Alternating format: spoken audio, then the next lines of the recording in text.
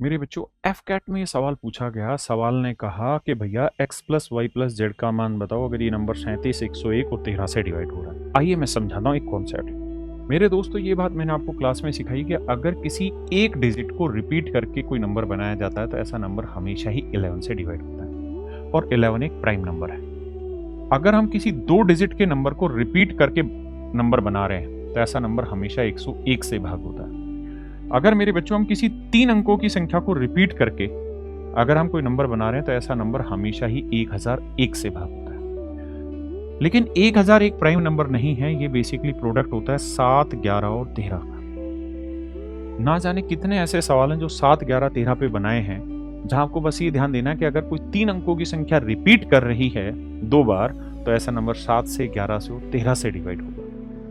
और इसी तरह मेरे बच्चे अगर किसी डिजिट को 3 बार रिपीट करके कोई नंबर बनाया तो ऐसा नंबर 111 से डिवाइड होगा और 111 का मतलब हुआ 3 गुना 37।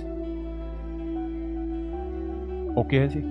अगर मेरे बच्चे कोई 2 अंकों की संख्या को 3 बार रिपीट किया गया है तो ऐसा नंबर 10,101 से डिवाइड होगा और ये बेसिकली टुकड़ा होता है 3 गुना 7 गुना 13 गुना 37। मेरे बच्चे हजारों बार इस पे सवाल पूछा गया है और जो सवाल मैं पूछ रहा हूं उसमें भी यही कॉन्सेप्ट लगेगा। देखिए अगर आप ध्यान से देखेंगे तो क्वेश्चन में कह रहा है कि ये नंबर 37 से डिवाइड होगा और 47 3 बार रिपीट हुआ होगा। आपने एक चीज देखी कि अगर कोई 2 अंकों की संख्या 3 बार रिपीट हो रही है तो ऐसा नंबर हमेशा ही 37 से डिवाइड होगा। तो यहां पे मेरे बच्चे तय है कि 37 से भाग हो रहा है तो ये 47 है, ये 47 है, तो ये नंबर भी 47 होगा, यानी x का मान होगा 7। अब आते हैं मेरे बच्चे 101 पे।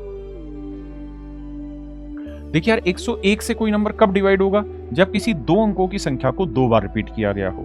यहां देखेंगे तो 8, 7 और यहां 7 है तो हर हाल में यहां 8 रहा होगा। 87 2 बार रिपीट हुआ है, यानी y का मान है मेरे बच्चे 8। अब यहां ध्यान से देखना 1 और x की वैल्यू है 7, फिर 1 है, फिर z है और फिर है x की वैल्यू है मेरे बच्चे 7।